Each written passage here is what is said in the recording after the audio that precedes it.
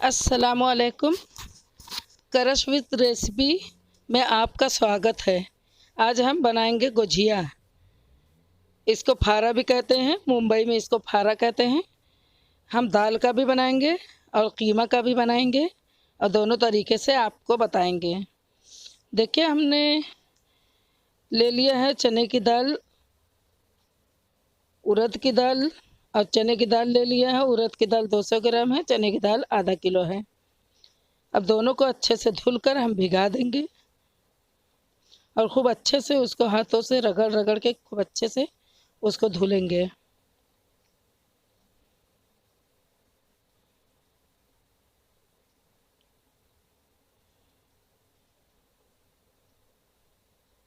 उड़द दाल को भी भिगा देंगे।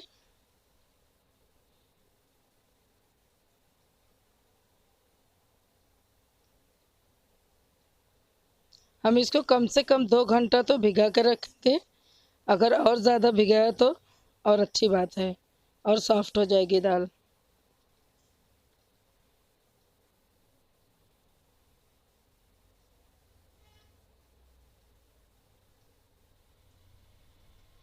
देखिए, दाल हमारी फूल चुकी है। मैंने इसे 3 घंटा भिगाया है। देखिए कितने अच्छे से टूट रही है। अब इसको हम मिक्सर में पीसेंगे। उड़द दाल भी हमारी फूल चुकी है, एकदम सॉफ्ट हो गई है। अब इसको मिक्सर में डाल के हम इसको पीस लेंगे। बहुत बारीक इसको नहीं पीसेंगे, थोड़ा सा दरदरा ही पीसेंगे, क्योंकि इसमें एकदम बारीक पेस्ट जैसा बना दो तो अच्छा नहीं लगता है। और पानी का बहुत कम इस्तेमाल करेंगे, एकदम थोड़ा सा, समझ लीजिए छोटे चम्मच से 2 चम्मच हमने पानी डाला है। देखिए कितना अच्छा सा दरदरा सा हमारा पेस्ट तैयार हुआ है। ये उड़द दाल का पेस्ट है।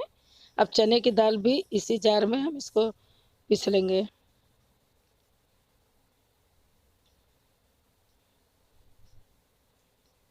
देखिए इसमें भी एक बार हमने घुमाया, उसके बाद हमने चम्मच से चला के थोड़ा सा पानी डाल दिया है।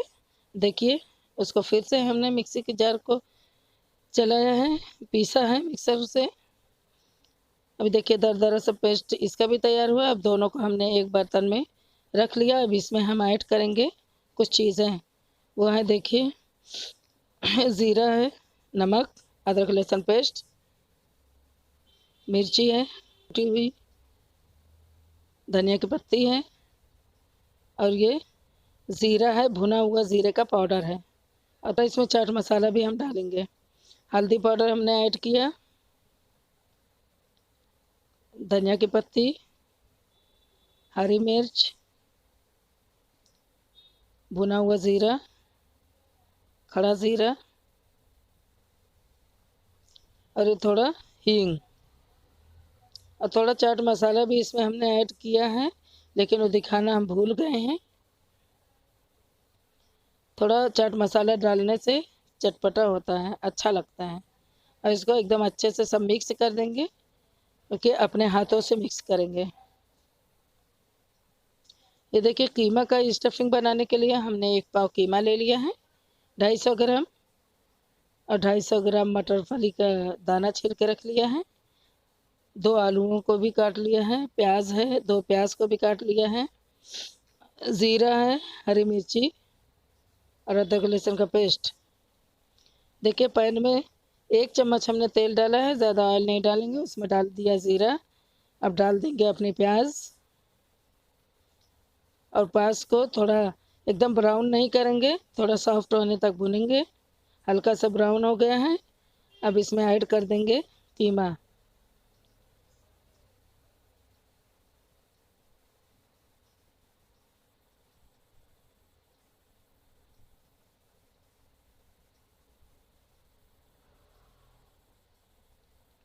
अब डाल देंगे अदरक लहसुन का पेस्ट,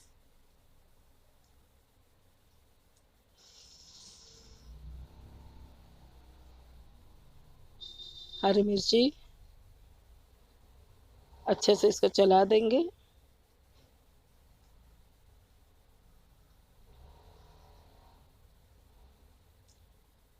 थोड़ा सा हल्दी पाउडर, ½ टेबल स्पून,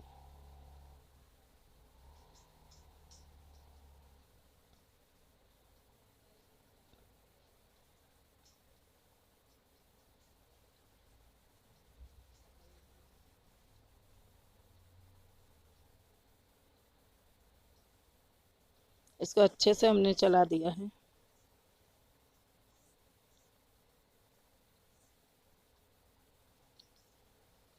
इसमें देखिए नमक डाल दिया हमने 1 टेबल स्पून।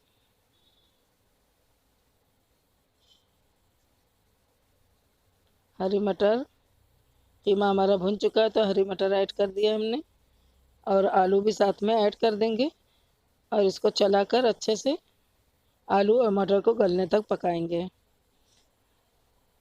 ये मैंने चख के देखा है तो मुझे ज़्यादा तीखा नहीं लग रहा है, इसलिए मैं थोड़ा सा लाल मिर्च पाउडर डाल रही हूँ। थोड़ा और चटपटा भी हो जाएगा और कलर भी थोड़ा और खिला खिला अच्छा सा हो जाएगा स्टफिंग का। अब इसको हम भून के 2 मिनट पका के ढक के रख देंगे साइड में, और देखते हैं अपना आटा गूँथते हैं। देखिए मैंने चावल का आटा ले लिया है 1 किलो और गर्म पानी ले लिया है। अब गर्म पानी हमारा हाथ से मतलब नहीं छू सकते, इसलिए हम धीरे धीरे चम्मच के ज़रिए डाल रहे हैं थोड़ा थोड़ा। थोड़ा सा पानी ठंडा होगा, जितना हम सहन कर सके तो फिर मैं मेरे हाथ से ही आटा को मिलाऊंगी।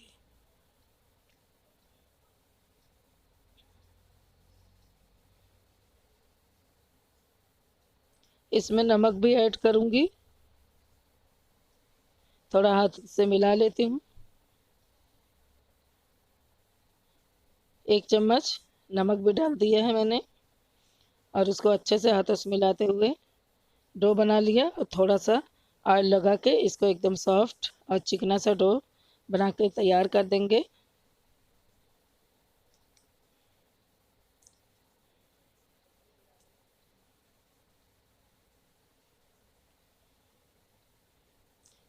यह आटा जल्दी से चिकना नहीं होता है क्योंकि इसमें ज़्यादा लसगी नहीं होती है, इसलिए इसको हल्के हाथों से ऐसा बना के तैयार करेंगे एक अच्छा सा डो। देखिए एक अच्छा सा हमारा बन चुका है। अब इसको रख देते हैं हम 15 मिनट के लिए रेस्ट पर। फिर इसके बाद हम इसको बनाएंगे, क्योंकि हमारी स्टफिंग तो सब दोनों रेडी हो चुकी है, दाल वाली भी।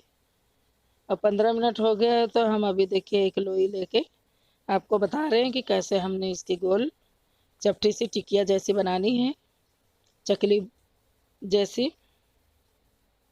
हथेलियों की मदद से हर तरफ से ऐसा बनाना है कि सब तरफ एक लेवल में रहे, कहीं मोटा कहीं पतला ना रहे, वो अच्छा नहीं लगता है फिर।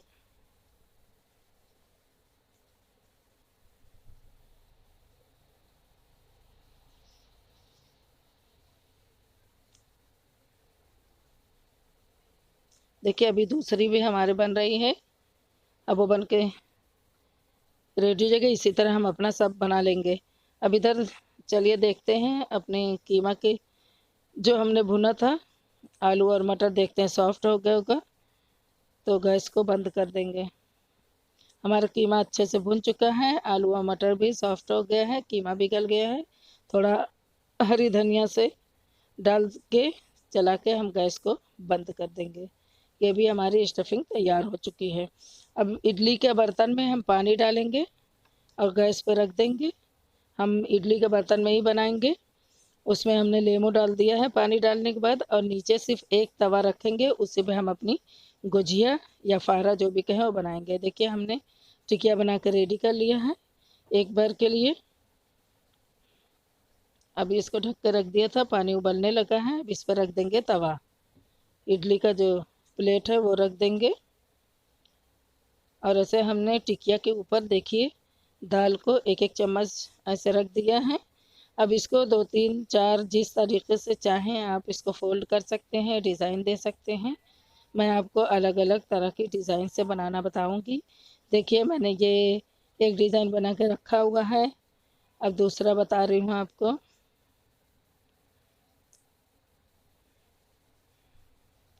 सिर्फ इसको मैंने आधे पे से फोल्ड कर दिया है।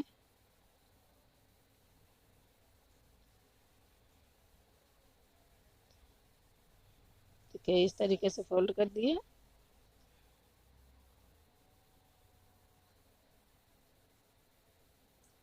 देखिए उसको एक हमने 4 कोना बनाया था, इसमें 3 कोना है।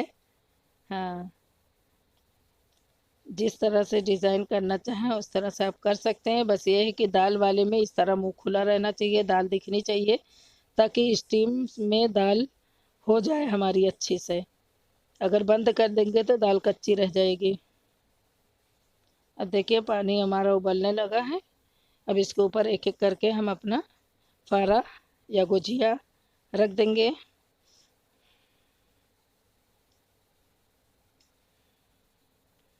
और दाल का मुंह नीचे ही करके रखेंगे, क्योंकि उसमें भाप लगनी चाहिए। और जो वो साइड में ऐसा चपटी वाली डिप है ऐसे रखेंगे। देखिए इसको भी हम चौकोर डिज़ाइन दे देते हैं।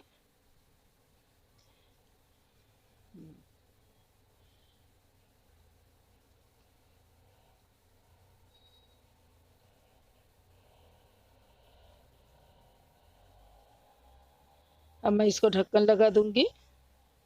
और इधर हम कीमे का भी बना लेते हैं।